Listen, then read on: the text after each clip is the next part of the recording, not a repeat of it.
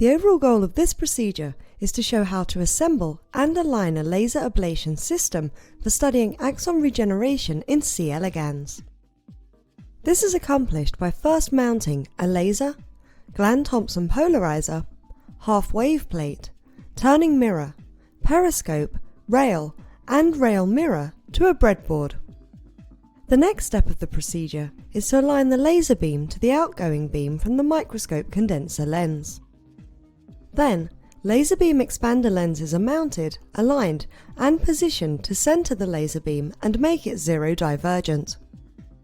The final step of the procedure is to make the laser ablation spot congruent with the image focus by making fine adjustments.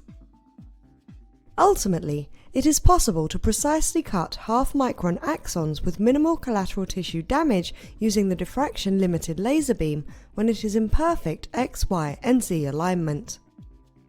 The main advantage of this technique over existing methods like femtosecond lasers is that it is relatively inexpensive at $15,000.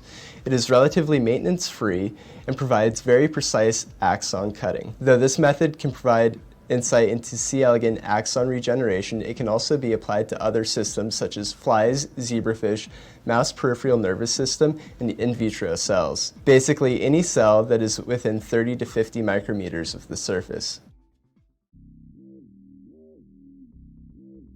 Begin with the components positioned on the breadboard and bolt down the laser, periscope post, and elevated rail supports.